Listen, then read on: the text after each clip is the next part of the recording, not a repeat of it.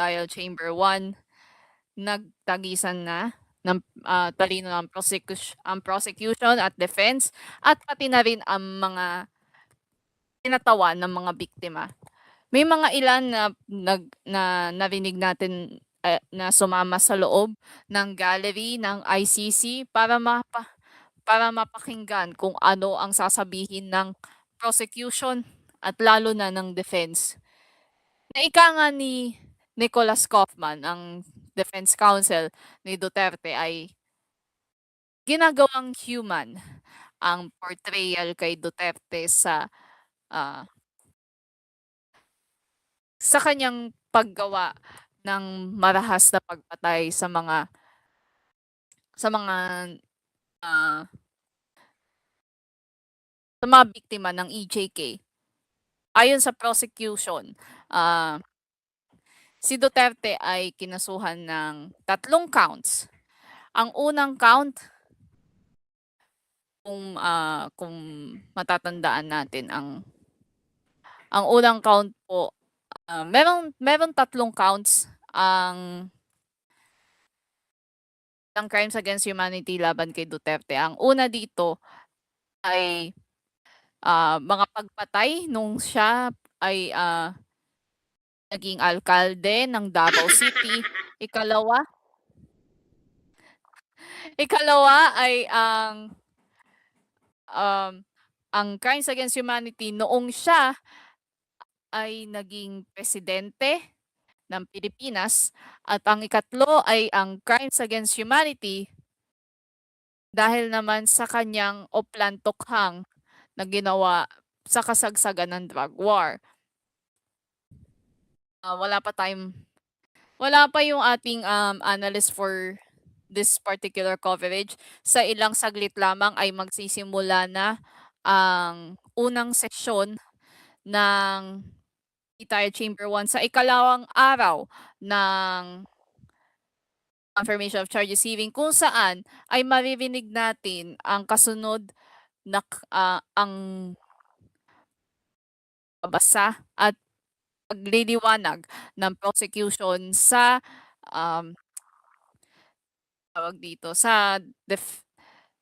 sa ikalawang count na ginawa niya noong siya ay naging presidente ng Pilipinas.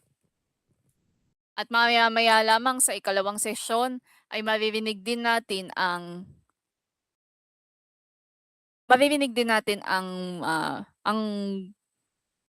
kung gaano kabigat ang mga ginawa ng dating Pangulo noong isinasagawa ang oplantokhang. Ulitin po natin ay tayo po ay simulcast ulit sa 89.5 sa Manila SDR, 96.7 SF Radio at sa official Twitch at YouTube channel ng Cool FM. Magandang gabi sa inyo dyan sa ating mga audience tonight, sa ating mga viewers sa Philippine Television Out of Context Discord server, dito sa ating community sa Cool FM, sa mga nakikinig sa buong kapuluan. Maraming salamat po sa inyong pakikinig. Maraming salamat sa pagsama sa amin simula kahapon. Ayan. Kung maalala nyo ay naging matindi ang war of words ng prosecution at defense. Pero gusto ko rin munang pumunta sa arguments ng prosecution first. Sa opening statement ni Deputy Prosecutor Mami Mandiay,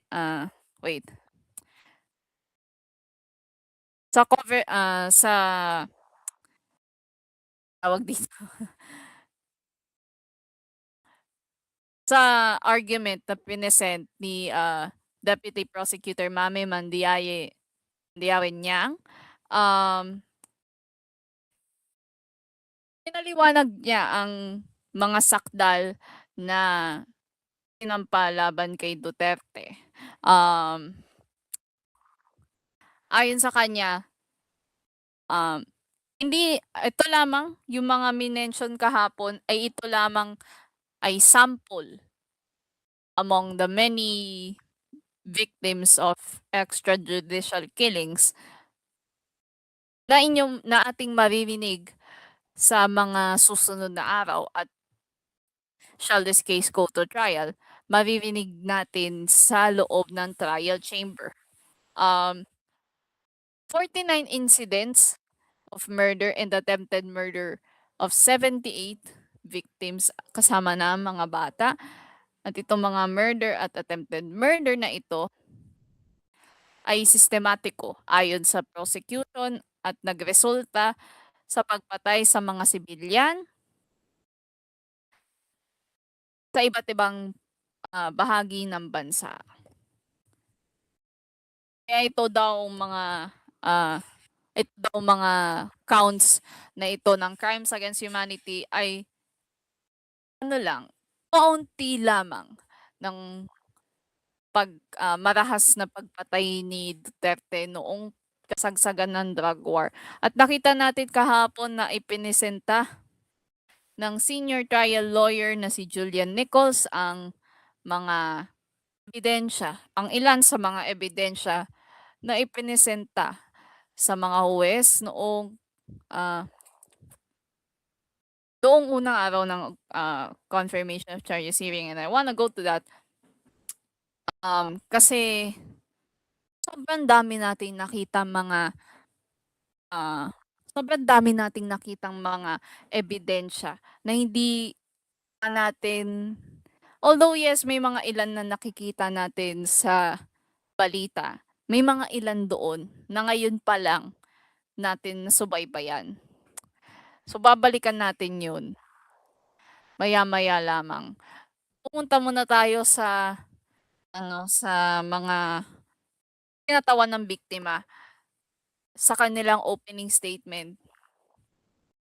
Na nakikita naman natin kung namo-monitor niya rin yung mga streams, yung mga comments sa mga posts related to the confirmation of charges hearing. Na sinabi ni Attorney Joel Butuyan na sila ay mini Dutertes.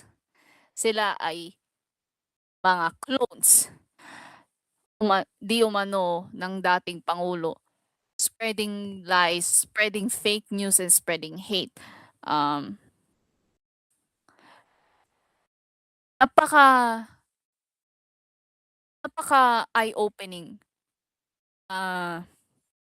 Napaka brutal in a way, the words that Attorney Butuyan said doon sa kanyang opening statement kahapon sa ICC na hindi nga binigyan ng due process, hindi man lang pinatunayan na sila nga ay hindi mga biktima, sila ay hindi mga drug lords, sila ay hindi mga pusher o user, wala silang kinalaman dito. Ayon kay Attorney Joel Butuyan, by masterminding the mass murder of mere suspects, Mr. Duterte has brought irreparable and endless harm to the families. An overwhelming majority of those killed were the sole breadwinners of poor families. These families were dependent on each day's wage for their daily sustenance. At nakikita natin sa mga balita noong nakaraang administrasyon, mostly around the early years of that administration, may hirap ang mga namamatay sa brutal na drug war ni Duterte. Mahirap ang crackdown ng laban sa illegal na droga. Para sana sa ating mga kasama dito, sa lahat ng mga nakikinig, gusto kong maintindihan ninyo kung gaano kabigat itong mga inaakusa sa ICC na hindi natin nalilitis dito sa Pilipinas dahil pati ang mga dapat na ika nga ng Philippine National Police to serve and protect, hindi nila nagagawa. Kaya paalala lang sa mga manonood ng stream, ng tatlong streams um, ng ICC ngayon or magmo-monitor ng streams ng special coverages ng iba't ibang networks kasama na ang koolNews. Please check on yourselves, and mahirap mahirap sikmurahin lahat ng mga sinasabi ng bawat isa, lalo na ng prosekusyon at ng mga kinatawan ng biktima dito sa confirmation of charges hearing. So please, I advise and I implore everyone na ito po ay lalagyan na natin ng trigger warning simula ngayon, kasi hindi maganda ang mga maririnig natin. Hindi kaaya-aya ang mga maririnig natin mula sa bibig um, ng mga attorneys na ito. May iba dito magugulat, mag-aalangan, sure ka ba na na yan yung argument mo, or masasaktan sa mga naririnig mula sa mga kinatawan ng biktima, or um, magugulat sa mga sinasabi ng prosekusyon, dahil bombshell after bombshell after bombshell after bombshell ang mangyayari sa confirmation of charges hearing yung ikalawang araw nito. Paalala lamang po, ang hearing na ito ay magsisimula ngayong nagsimula na kanina mga 5:00 ng hapon. 30 minutes po ang delay galing sa feed ng ICC. Magsisimula tayo maya-maya lamang. Ang isang oras po,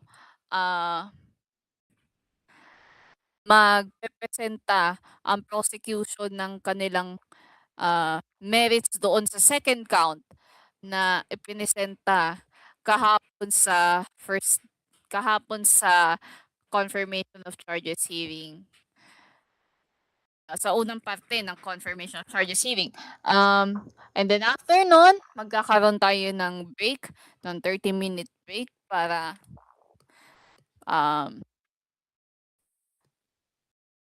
para makapagpahinga ng konti. At susunod naman sa second session,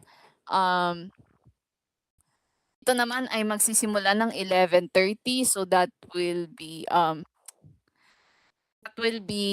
7:30 ng gabi dito sa atin. Ito naman ay yung huling submission.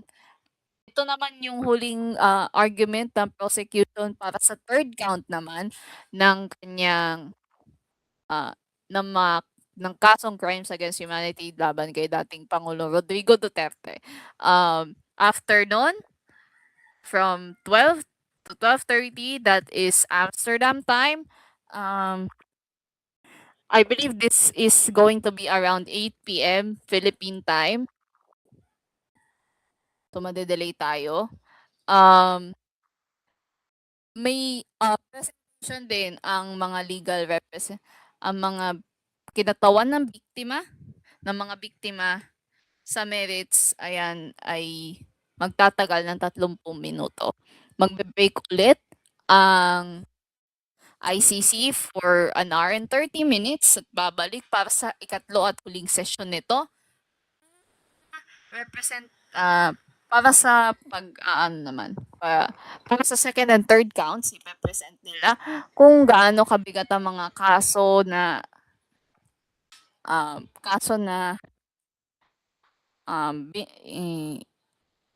sinampa laban kay dating Pangulo Rodrigo Duterte That will go on for 60 minutes. At doon magtatapos ang ikalawang araw ng confirmation of charges hearing. So paalala lamang po, ito muna ito po ay special coverage at tayo ay nakatok sa pinakahuling updates mula sa International Criminal Court sa The Hague, the Netherlands, para dito sa pagbabasa ng sakda laban sa dating Pangulo.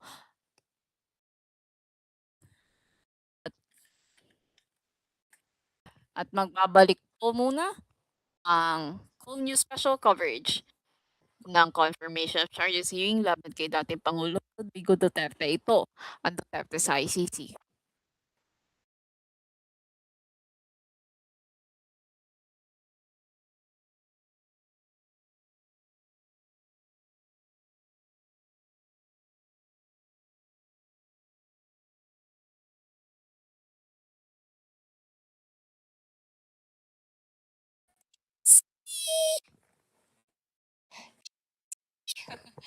Break na tayo, be.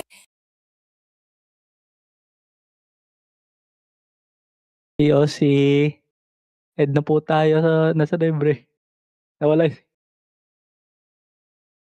Naglag yung TOC natin. Wala. No! It's happened again! Buti na lang so early into the broadcast. Tapos, what if no naputol? Naputol na naman gaya kahapon. Cock! Pa tayo. Wait nga.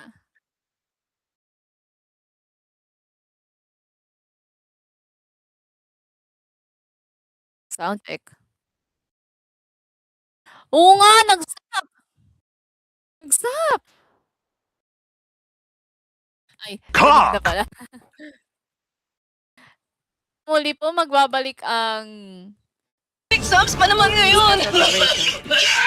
Ang Lobiscol, di lang plema ang tinatanggal, pati pamamaga. Anak! Wala ka ng ubo, Daddy. Wala na. Salamat sa Lovisco. Lovisco agad. Tigil ang ubo ng pamilya. Sa FOFBTN TV, TV Digital Box, mas malinaw sa TV, agad na sa Digital Box. Mga 4 ng channels ng FOFBT, sa Digital TV Box. FOFBTN TV, TV Digital Box, mas malinaw na, 400 pesos na, bili na.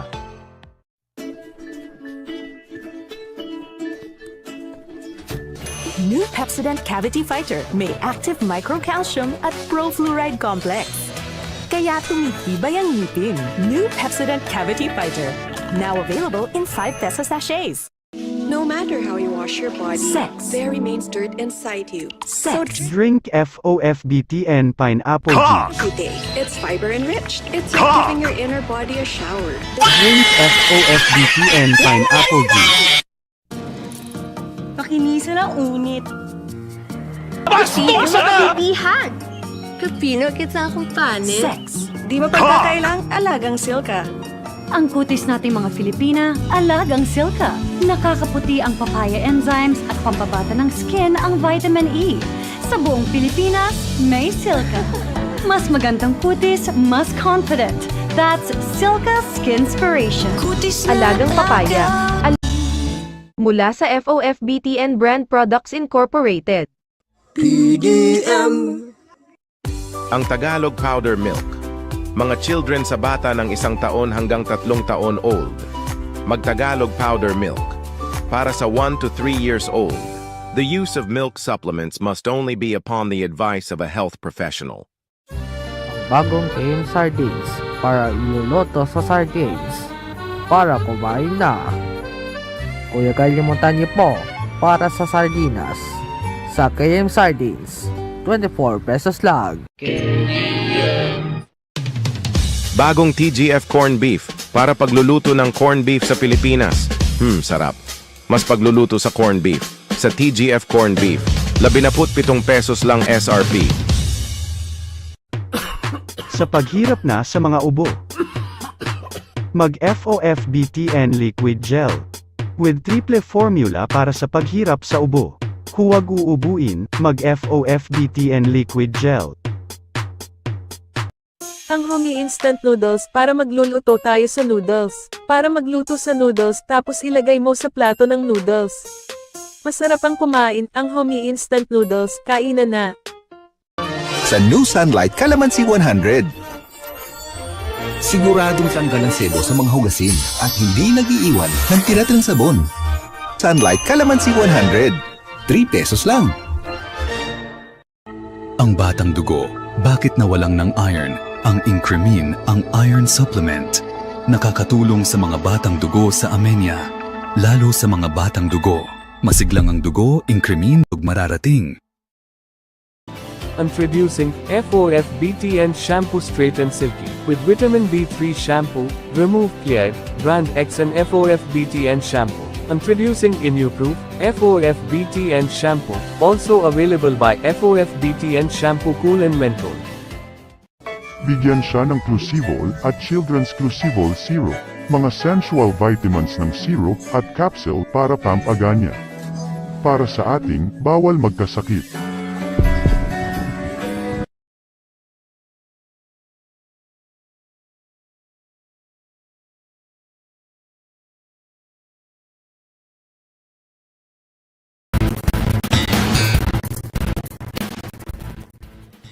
Di pala nag-play ang OP. Pero nagbabalik tayo dito sa koolNews special coverage ng confirmation of charges hearing. Dating Pangulo Rodrigo Duterte at sa ilang saglit lamang ay magsisimula na ang unang sesyon ng naturang proceedings. Ayan. So, ano ba ang inaasahan natin dito sa second count ng mga sakdal laban sa dating Pangulo? Ito pong pangalawang count ay ito na po yung time na siya po ay naging Pangulo. Ito yung mga nangyaring pagpatay sa drug war noong siya po ay nung siya ay naging Pangulo ng Pilipinas nitong 2016 hanggang 2022. So, inaabangan natin ang stream ngayon ng International Criminal Court, TOC. Can we switch to the stream? ICC, salamat.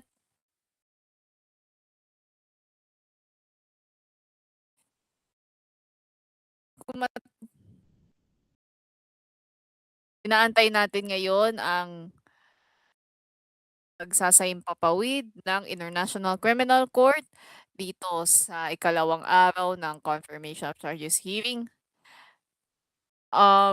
Ito na nga yung inaabangan natin. Kung kahapon ay nakita natin yung yung time na naging mayor tong si Duterte, ngayon naman ay makikita natin kung ano ang mga ginawa niya noong siya ay naging presidente na ng Pilipinas. So makikita natin mga recordings ito ng mga statements niya noong siya ay naging Pangulo. So kung naalala niyo yung mga midnight speeches niya, gano'n ang inyong naririnig. Anytime ay magsasayang papawid na ang International Criminal Court, tayo pa rin ay nakaantabay sa kanilang feed dito sa coverage na ito. Sa tingin nyo ba, dyan sa comments, I will encourage you to comment down sa ating live chat. Gusto ko malaman din galing sa inyo. Ano ang ine-expect nyo dito sa pagbabasa ng sakdal ng second count? Ayan, switch na tayo. TOC sa ating feed ng ICC ngayon.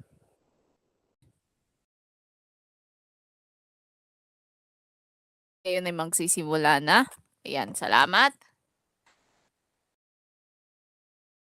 Yan po ang case numbers ni dating Pangulong Duterte. siya, kung matatandaan niyo po, siya po ay inaresto nitong March 11, 2025. At maya-maya lamang sa ilang saglit lamang ay makikita na natin ang mga kaganapan sa loob ng pre-trial chamber 1. Ang inaabangan natin dito ay ano yung mga naging kasalanan niya. Wow, kasalanan! Kung ano yung mga pagkakasala na ginawa niya ito sa kanyang crimes against humanity sa kanyang termino bilang Pangulo ng Pilipinas. Kayo pa. So, nandito na rin pala ang ating psychological expert si Anima. Quick preview lang Anima. Anong inaasahan natin?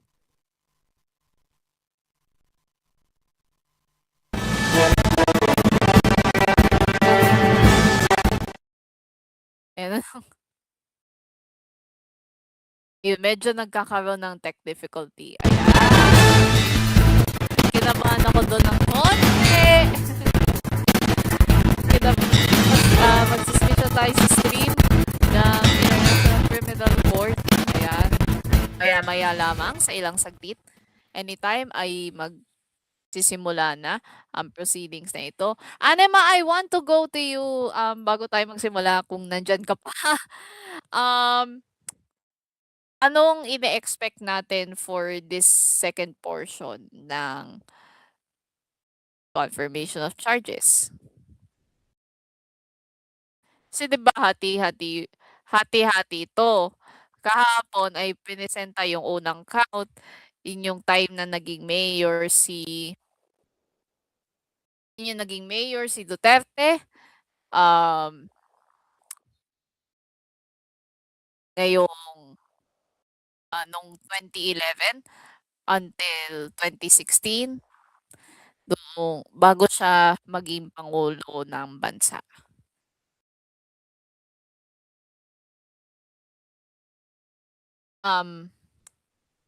Okay, it should be starting anytime now yung pagbabasa. Pero habang hinihintay natin, gusto kong sa mga nandito na ngayon or sa mga nasa HGBOC server, gusto namin na malaman ang inyong mga masasabi tungkol sa mga kaganapan kahapon. Napaka-bombshell na mga nangyari kahapon. May mga ilan syempre na hindi na tayo nagulat na naipakita yon sa harap ng ICC. May mga ilan din na talagang mga hindi natin ine-expect na mga maipepresenta ng prosecution sa harap ng mga huwes ng ICC.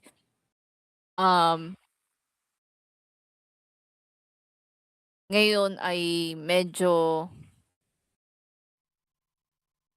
ano bang iniisip natin? Are we going to get news clippings? Are we going to get pictures?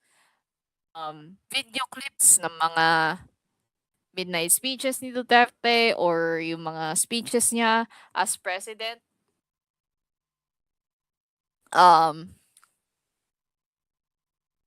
Ano ba dapat natin tignan itong particular na araw na ito? Itong particular count na ito. Ayan, magsisimula na ang proceedings ng ikalawang araw ng pre-trial hearings. The International Criminal Court is now in session. L'audience de la Cour pénale internationale est ouverte.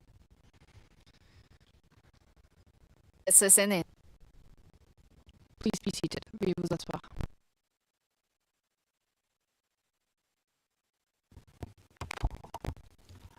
Bonjour à tous. Je morning, everyone. I'd like to once again welcome everyone here in the courtroom. And Madam Court Officer, if you could please call the case. Good morning, Madam President, Your Honors. Situation in the Republic of the Philippines in the case of the prosecutor versus Rodrigo Roa Duterte. Case reference ICC 0121 0125. And for the record, we are in open session. Merci beaucoup. Thank you very much. I would now like to call upon parties and participants to confirm that the people here in the courtroom are the same as the ones present yesterday. Mr. Prosecutor? Madame la Présidente. Good morning, Madam President, Your Honors. There are a few changes in the composition of the OTP team today. I'm here representing the office is Julian Nichols, senior trial lawyer. He was here yesterday. I also have Edward Jeremy with me, trial lawyer. Robin Croft, trial lawyer. Do Young, associate trial lawyer. Sylvie Wakam, associate trial lawyer. Loria. And finally, James Miriti, our case manager. Thank you. Thank you very much, Mr. Prosecutor. Legal representatives of victims. Good morning, Madam President. Only one change on our team. We have one change, a defection actually. One of our team members could not be with us actually.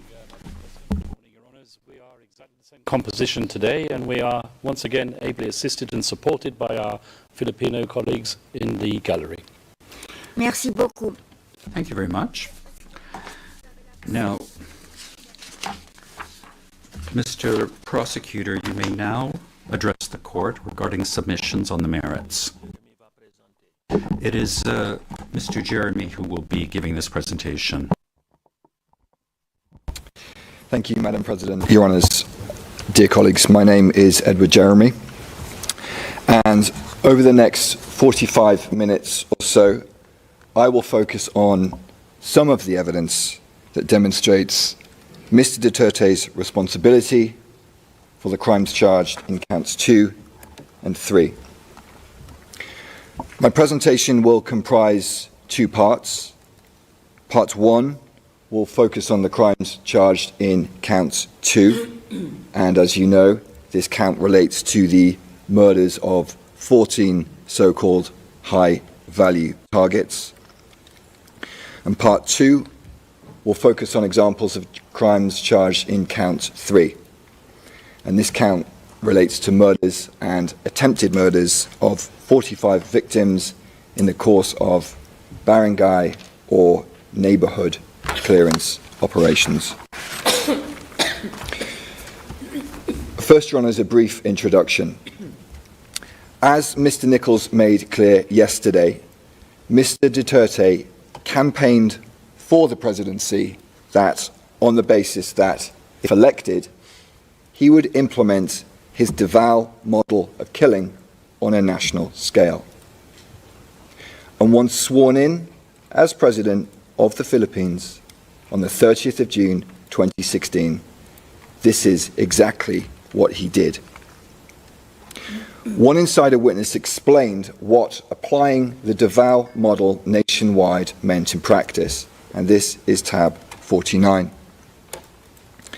As we see on our screens, Evidence Channel 2, this witness stated, quote, "It means that he wants to apply how Davao addresses the drug problem in a national scope, the whole country. It means that zero tolerance on drugs. And what I understood is that we have to eliminate, neutralize drug pushers just as in Davao." And as we've heard, this Davao model also included the payments of rewards for such killings.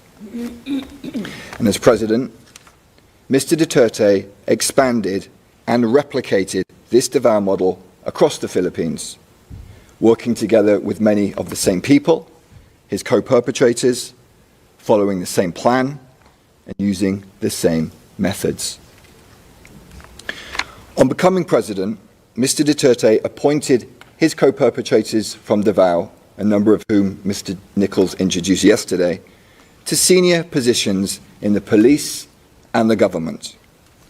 And in these high-level positions, Mr. Duterte and his co-perpetrators had authority over thousands of state personnel, including those that formed the national network that the co-perpetrators used to carry out the charged crimes, as Ms. Croft will shortly describe in more detail. And Your Honours, central to this plan to carry out the charged crimes was the formal campaign in the Philippines. And this campaign was launched through a document titled Command Memorandum Circular number 16, 2016. This was issued by newly appointed PNP Chief Ronald De La Rosa on the 1st of July 2016, the first full day of Mr. Duterte's presidency. On our screens, we see the first and last page of this document, and this is tab 112 of our binder. We see that the subject is, quote, PNP Anti-Illegal Drugs Campaign Plan, Project Double Barrel. And we see it is dated the 1st of July 2016. On the first page, there are a series of supporting references for this memorandum. And the first foundational reference is the, quote, pronouncement of President Rodrigo R. Duterte to get rid of illegal drugs during the first 6 months of his term. And yesterday we heard multiple examples of the violent nature of those pronouncements and speeches. If we focus on the last page of this document, page 18, we see that the distribution list comprised the highest levels of law enforcement in the Philippines. And on the right side, we see it signed by Ronald M. De La Rosa, Philippine National Police, the PNP. And Your Honours, we'll look now at some parts of this document which essentially sets out general guidelines for the implementation of this project, Double Barrel. Focusing first on the execution of this project, Double Barrel, we see on in paragraph 5, now on our screens, as follows.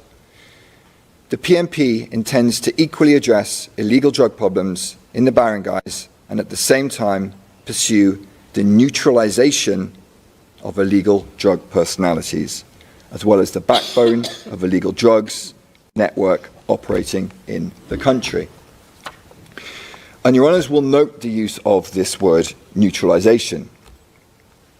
While on its face, this word may be open to interpretation, insider witnesses provide evidence that within law enforcement within the Netherlands, within the Philippines, forgive me, to neutralize meant to kill. And notably, one insider witness explained the significance of the use of this word neutralize in this command memorandum, and that's tab 54.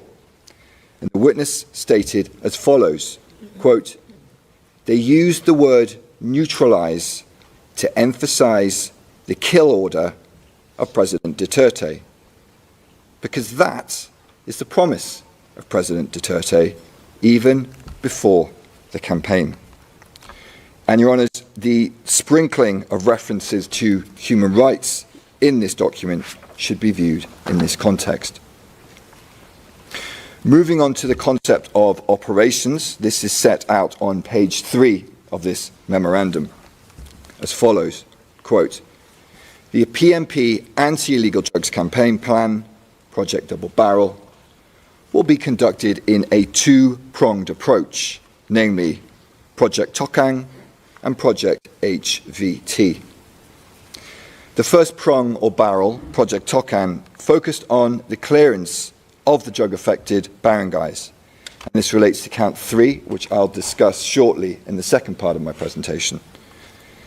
The second barrel, which relates to count 2, was Project HVT, or High Value Target, which I will focus on now.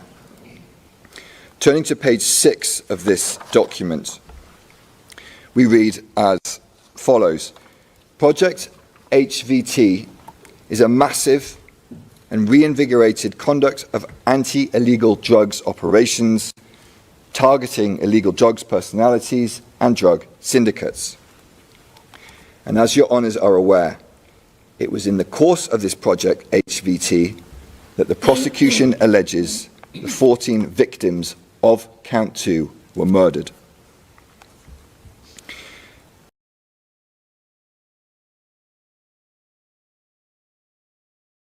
Charts and lists that Mr. Duterte showed during public, often televised appearances and speeches. And just as he did in Davao, as President, Mr. Duterte publicly named persons he alleged were involved in drugs, and many of those would end up as victims in his so-called war on drugs. For example, on the 7th of August 2016, Mr. Duterte held a televised press conference in Davao City, during which he named 150 public officials who he claimed were involved in the drug trade. These included Albrera Mayor Rolando Espinosa and Osamis Mayor Reynaldo Parahinog, as well as various members of the Parahinog family. This speech is at tab 31, and we'll play 2 clips of that now.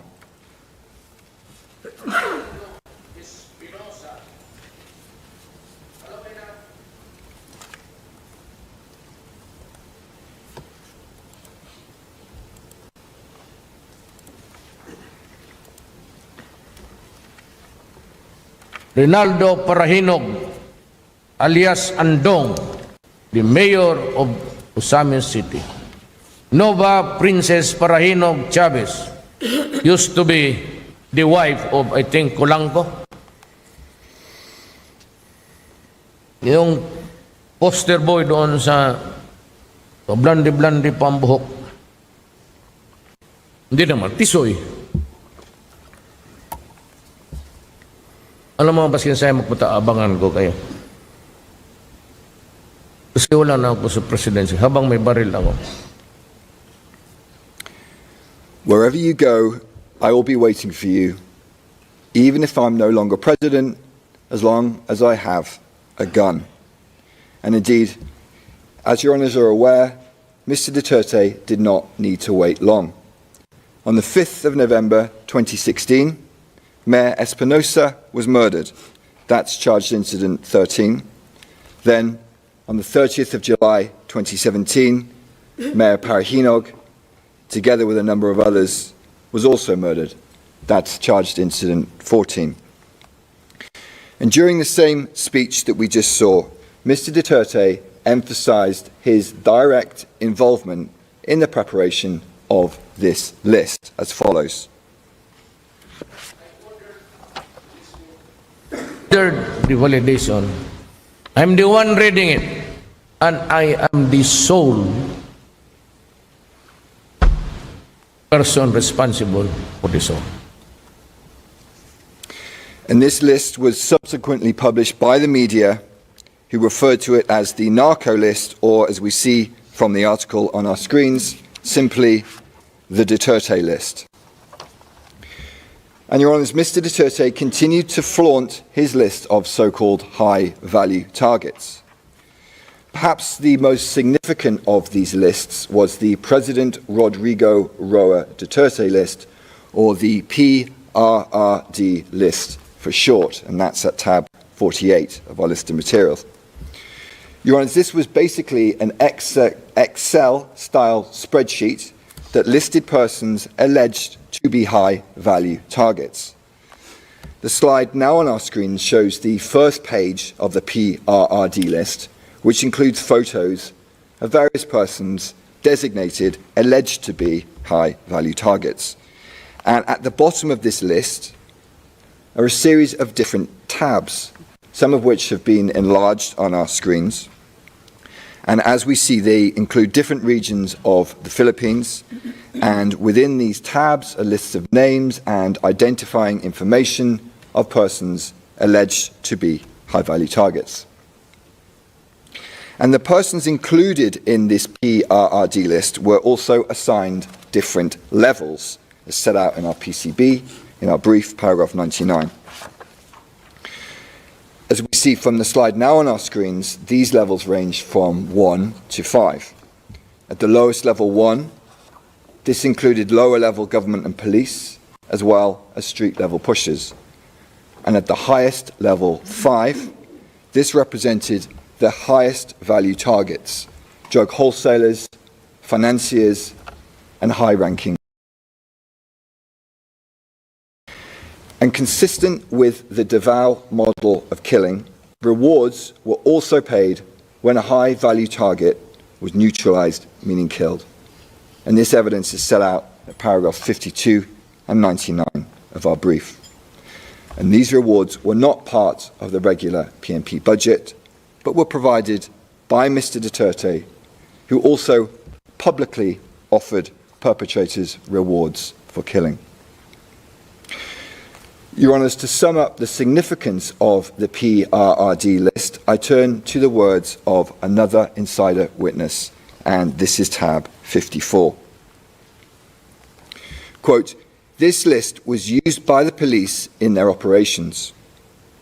And if you are in the list, you will be the subject for police operations. And most of the time, the people on the list are killed. So basically, the PRRD list is a dead list." And Mr. Duterte publicly paraded this PRRD list on multiple occasions.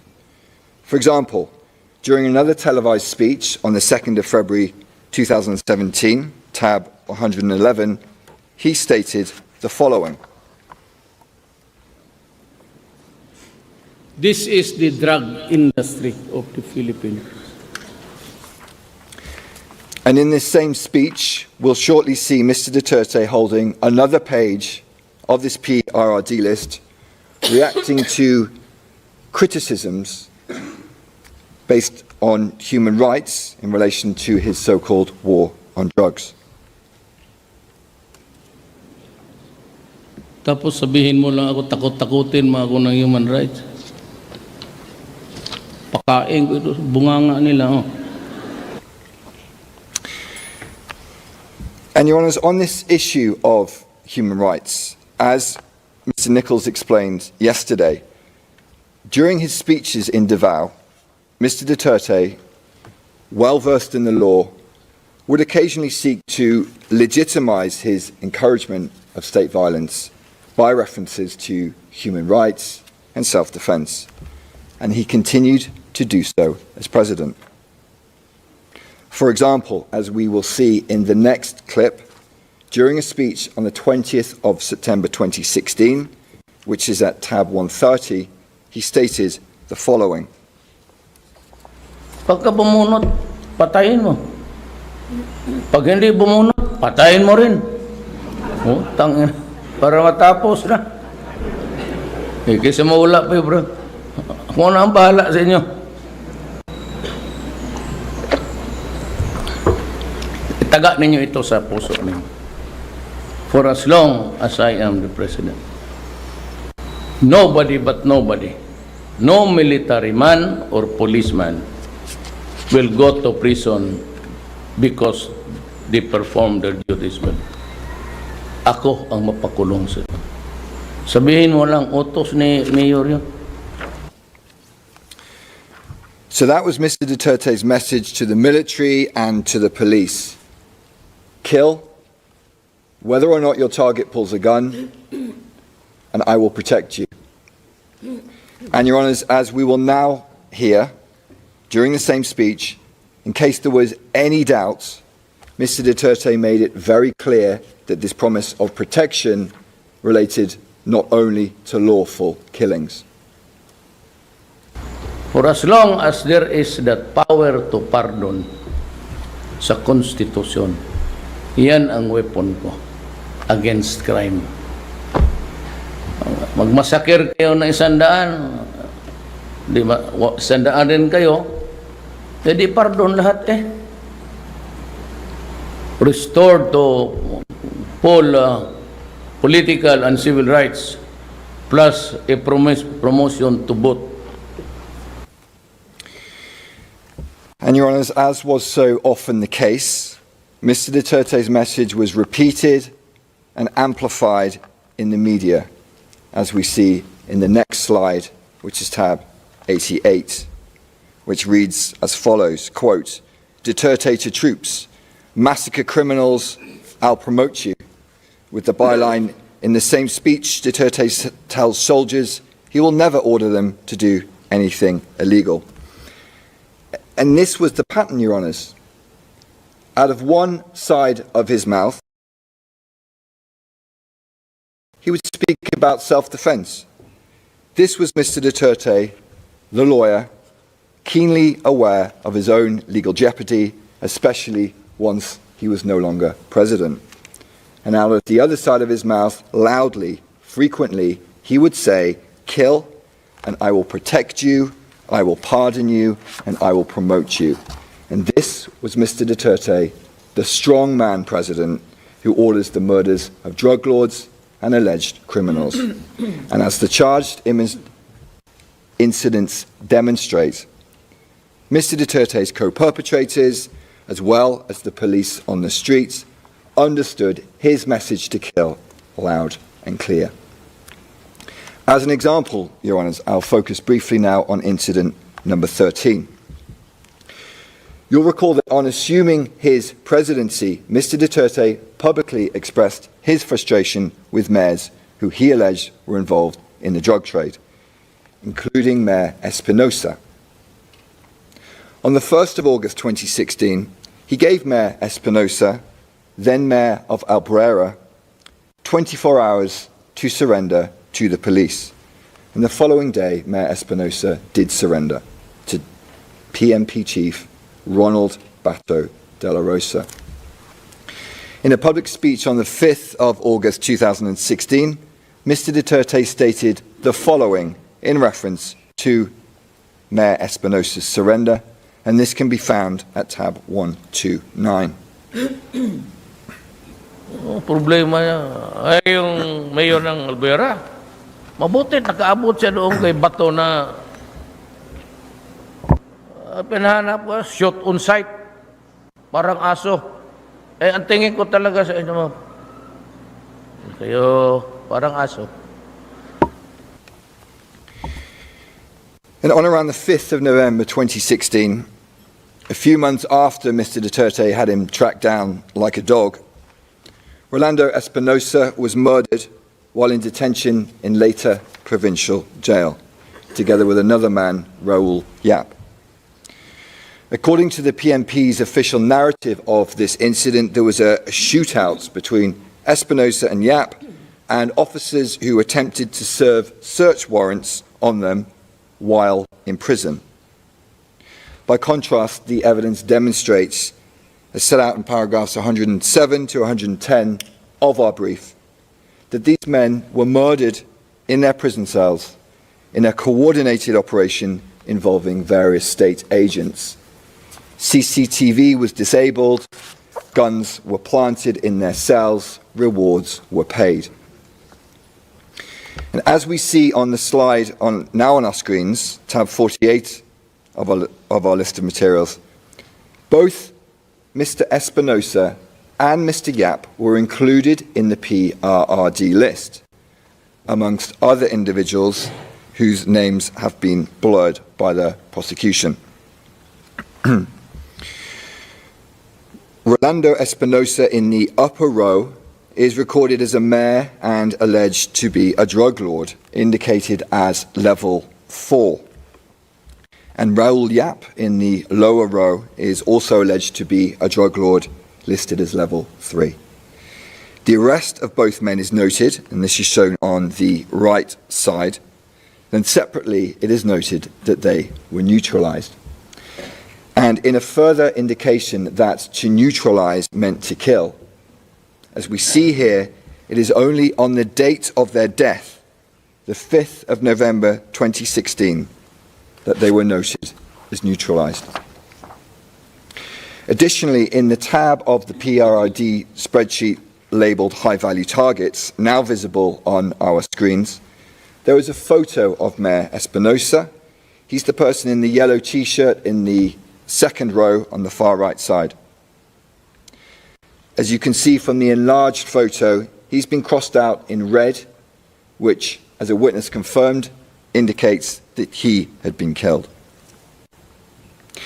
And if your honours look closely at this list, you'll see it appears to be the same list that Mr. Duterte held during a speech on the 2nd of February 2017.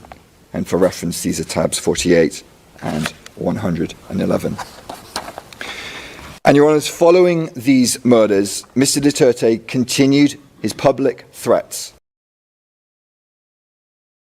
9th of February 2017, he stated publicly that mayors involved in illegal drugs should resign or face death. We'll play an extract of this speech, which is at tab 132 now. Tatawagin ko yung mga mayors, ilak ko, no, kami-kami lang. Sabihin ko talaga sa kanila. Ayun, ganun kakapal yung pinakita ko sa inyo eh. Hanapin mo yung pangalan mo dyan, mayor. Tangina, pag nandyan yung pangalan mo, may problema. Talagang papatayin kita. Mr. Duterte's message to the mayors could not be clearer. If your name is in my list, then I'll kill you. And in case anyone watching this speech has any doubt about his intentions, Mr. Duterte goes on to comment on extrajudicial killings. And as he does so, your honours will note the nonchalant, casual manner in which he draws his finger across his throat. Let's play the video. Wala akong ano, ako talaga ang magkulang akong maipagyabang. Kaya ginadaan ko na lang sa extrajudicial killing. And in this opulent, gilded presentation room, the officials laugh along with their president while he boasts about his skills in extrajudicial killing. And outside, on the streets of the Philippines, the bodies pile up. The evidence from one data set shows that as at the date of this speech, 9th of January 2017, almost 1,500 people had been killed in Mr. Duterte's so-called war on drugs. And that's paragraph 73 of our brief. A few months later, in an April 2017 speech, which I won't play, but is a tab 134.2, Mr. Duterte called the deceased Espinosa a, quote, son of a bitch, and after citing multiple allegations of murders by the police, he said he would pardon and reinstate any convicted police officer with a, quote, promotion to ranks higher, end quote. Your Honours, I move now to the second part of my presentation, the murders and attempted murders committed during the barangay clearance operations. And these operations were covered by the first barrel of Project Tokang, which we looked at earlier. We'll briefly return to this document, CMC 16 2016, and the overview of the two barrels.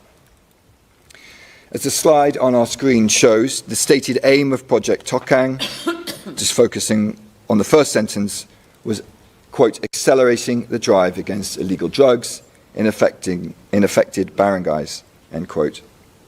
And in practice, Your Honours, this meant murdering some of the most vulnerable members of Filipino society. As witnesses stated, the poor were often targeted because they were the ones least likely to file complaints against the police. To quote one witness on our next slide, he stated, "It was said that the ones that we had to do the Tokang operation on had to be poor. Those who do not have the means to file a complaint or to complain." And similarly, another witness stated the following: "Based on what we've seen here in the Philippines, the people that were killed or could be killed were the poor, people with no means, simple people who were not able to file charges against them." Your Honours, Project Tokang operations were implemented across the Philippines in a number of ways, as set out in paragraph 75 of our brief. And these operations frequently followed the same modus operandi as we also set out in paragraphs 33 and 114 of our brief, which was as follows. A target was identified, often through the use of lists, such as barangay lists or police station watch lists. The target was then murdered in a police operation. Weapons, drugs, and money, or a combination thereof, were then planted at the crime scene. And then the police reports were repeatedly as acts of self-defense. And in this context, as witnesses explain, the police often used the term nanlaban, which translates to fighting back, to describe incidents in which they supposedly shot a victim in self-defense. And these reports were often almost identical. In essence, copy-paste reports in which victims were frequently blamed for their own deaths. And finally, unofficial rewards were paid. Your Honours, I'll briefly focus on a few of the Count 3 incidents to illustrate this pattern. On the day of his inauguration, the 30th of June 2016, then President Duterte held a speech in Tondo, Manila, and he directly addressed the public present, including, as we will see, women and children. For reference, this is tab 127. Let's please play the clip. Ako po'y galit.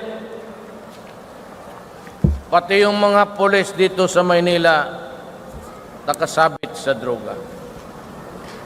Ako po'y nakikiusap, wag ho kayong pumasok dyan kasi papatayin ko talaga kayo.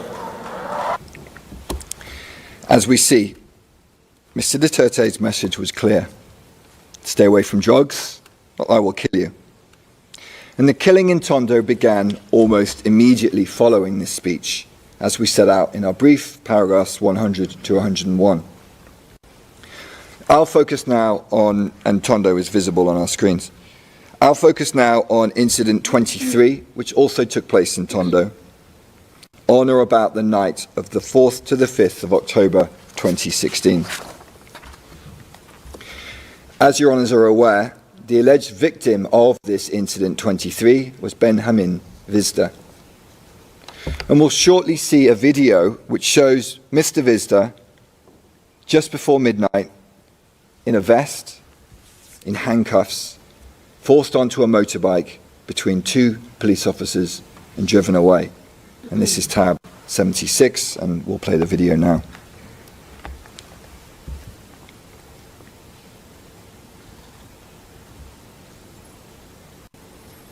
And we see now Mr. Vizda being forced onto the motorbike between the two police officers. And as he's being driven away, we see women and children chasing after him, no doubt terrified about what would happen next. And around 20 minutes later, Your Honours, Mr. Vizda was dead, shot multiple times in the head by police officers. A witness described the scene, and Your Honours, the next slide will be a graphic image. And for reference, this is tab 77. The witness stated, quote, the victim was lying on the street in handcuffs and was dead.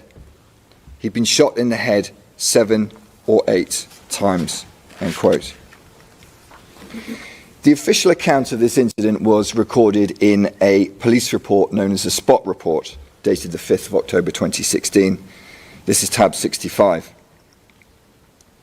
And this report, an extract of which is on the screen, stated that Mr. Visda was killed by the police in self-defense after he snatched the firearm of a police officer while he was on a motorbike, while wearing handcuffs, and he shot at the police but missed.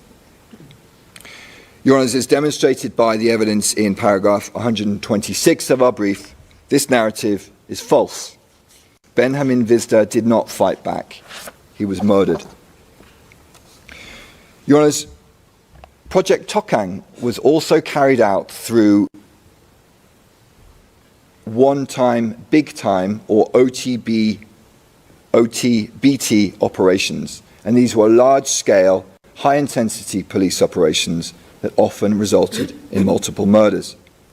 And one such operation took place in Bulacan, shown on our screens, between the 15th and the 16th of August 2017. In August 2017, the police made a press release regarding their recent operations, which noted that 32 people were killed by the police in simultaneous 16th of August 2017. This press release, which can be found at tab 108, is visible on our screens. In the headline, we read, quote, 32 killed, 107 arrested, as firearms, grenades, and numerous illegal drugs were seized in Bulacan, PMP, simultaneous big-time operations. And focusing, Your Honours, on the paragraph at the bottom of the screen, we see that the deaths of these 32 people were recorded as, quote, significant results, end quote, of the, quote, intensified campaign against illegal drugs, otherwise known as Project Double Barrel Reloaded, end quote. And this was essentially a reinvigorated version of Project Double Barrel, as set out in our brief footnote 37.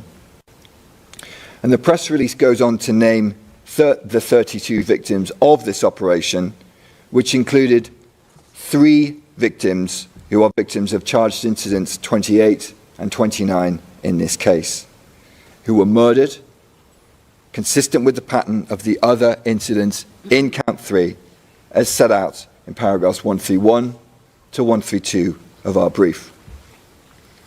Your Honours, 32 individuals killed by the police in Bulacan in a 24-hour period. You would imagine this would be a major national incident. So how did Mr. Duterte react to this shocking news? Let's hear what he said, and for reference, this is tab 147.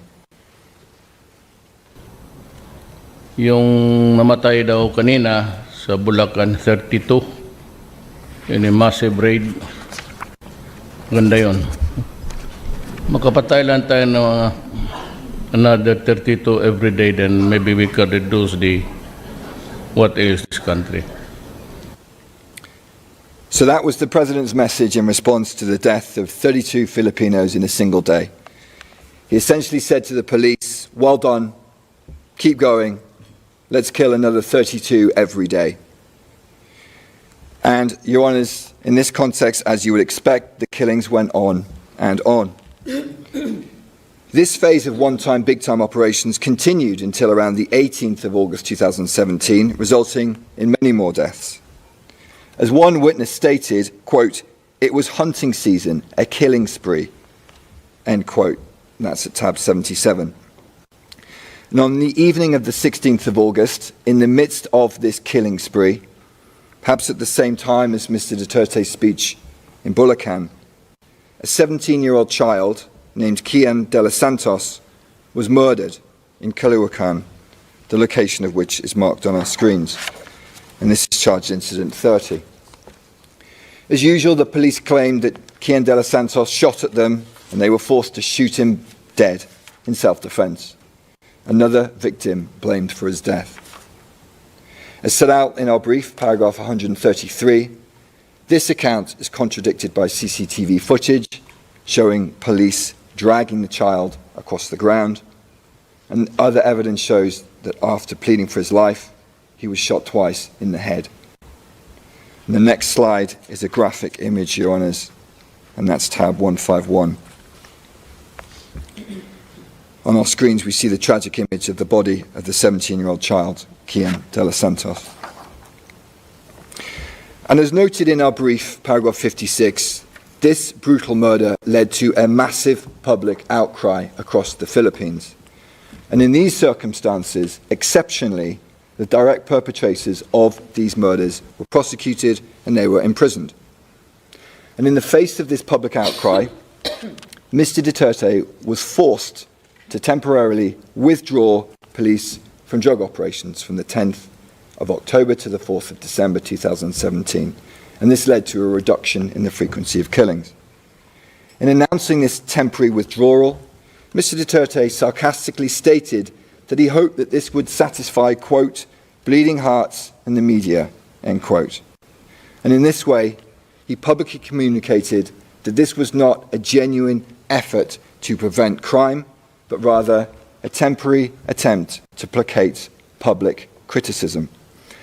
And less than 2 months later, Mr. Duterte decided to once again scale up operations.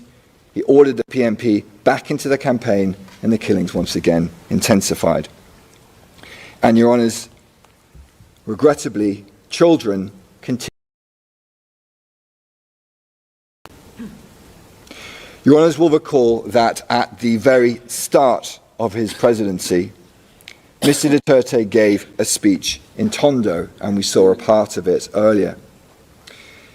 This is tab 127 on our list of materials, and we'll watch another portion of that speech now. Yung mga adik ho dyan, kayo na lang ho ang pumatay.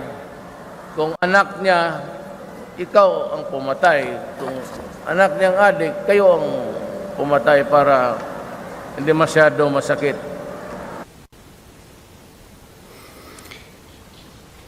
If it's someone's child, be the killer yourself. If someone's child is the addict, then you be the one to kill.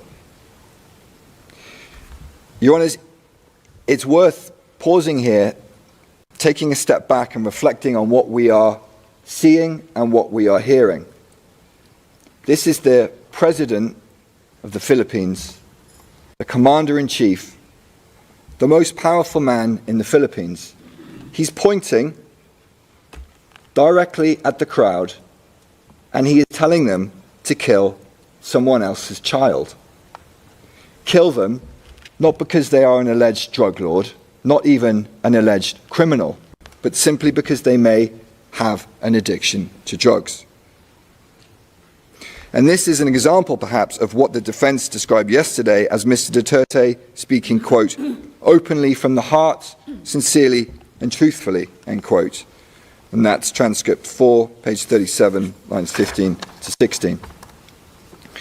And during an earlier part of the same speech, Mr. Duterte also boasted that during his presidency, funeral homes would make a lot of money. Let's play that clip.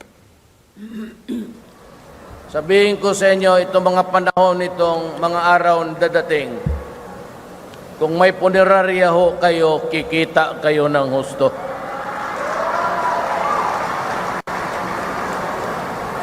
Tayo ko yung mga small time na punerarya dito, doon. At sigurado hindi kayo malugi. At pag humihina na ang negosyo ninyo, sabihin ko lang sa mga pulis, bilis-bilisan ninyo ng konti para kumita yung tao sa negosyo nila. Ayan, sinasabi ko na sa inyo. Hindi ako nagbibiro. So again, here's the President assuring funeral homes that if their business declines, he will, quote, tell the police, hurry up a little so people can make money from their business, end quote. And he stressed very clearly he was, quote, not joking.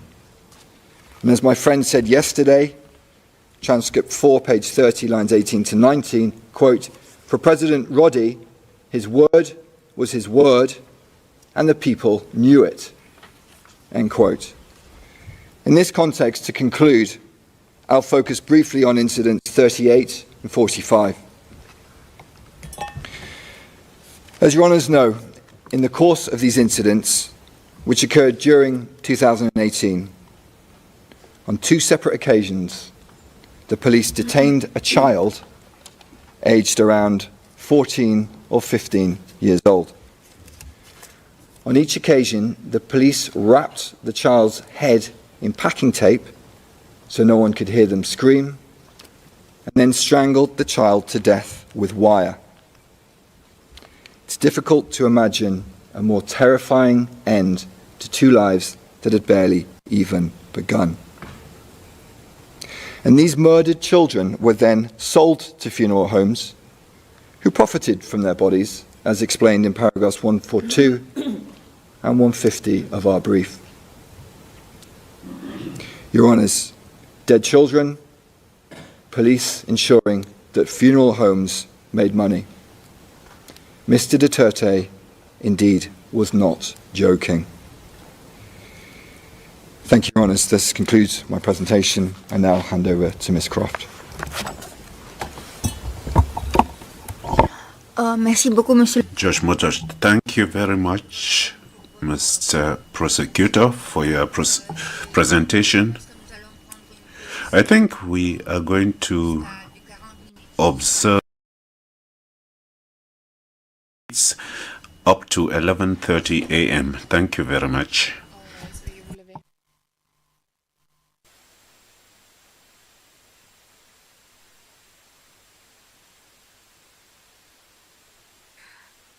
At natapos na nga ang unang sesyon ng ikalawang araw ng pre-trial hearings laban kay dating Pangulo Rodrigo Duterte sa kasong Crimes Against Humanity dito sa International Criminal Court. Magandang gabi. At alam ko ay medyo na kayo ay na-trigger sa mga ipinakita kanina sa feed ng ICC. May mga nakita tayo. Yes, 40 minutes suspended ang kaganapan for 40 minutes. Magbabalik tayo ng alas 7 ng gabi. So Anima, would it be okay to talk to you for a bit? Bago tayo mag-switch ng feed. Because, oh my God, like, 7 p.m. Kung 11:30 baka baka second session ng ang gagawin. Ayan. Kayo pa rin po ay nanonood ng koolNews special coverage ng ikalawang araw ng confirmation of charges hearing kay dating Pangulo Rodrigo Duterte. Sa mga paalala lang po sa mga nanonood at nakikinig sa atin sa iba't ibang bahagi ng kapuluan, kung na-trigger kayo sa mga napanood nyo kanina, what we saw was very, very graphic. Please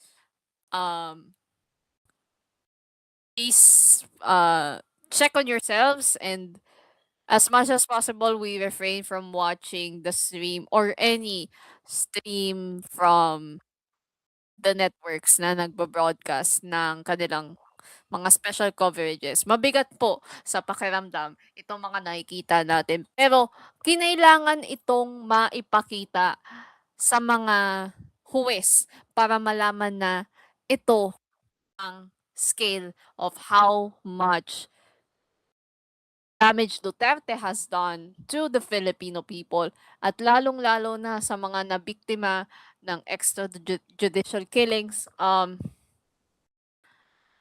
Sabi, Anima is gonna be back in a bit, but I believe like everyone was just so aggravated by what they saw dito sa ating mga dito sa merit, sa second merit ng high value target noong siya ay noong naging pangulo ng Pilipinas si Duterte. Alam ko guys na alam ko na mabigat ito para sa ating mga kasama dito sa stage, sa ating live chat at dito sa ating mga nakikinig, lalo na yung mga minors. So please, paalala lang po, trigger warning, you will see a lot of graphic imagery gaya ng kanina. So please, if you are feeling distressed or anything of the sort, please refrain from watching. Kung ano yung mga nakita nyo kanina, please, for everybody's sake, for your sake, and for our sake din as well, have to please check on your mental health and please check on each other. Nakita natin kanina kung gaano brutal ang mga pagpatay noong kasagsagan ng panunungkulan ng dating Pangulo dito sa ating bansa. At gusto rin nating ipaalam sa mga tao na nakikinig at nanonood ngayon na ganun po talaga. Marami kayong mga nakitang pictures, mga nakitang video clips ng mga sinabi ni Duterte na hinayaan niya na hinayaan niya ang buong bansa na maging for lack of a better word, brain rotted. Hinayaan niya ma-brain rot ang mga tao. He influenced all of the Filipino people with his rhetoric against the drug war victims na by the way ay mga may hirap, mga kabataan.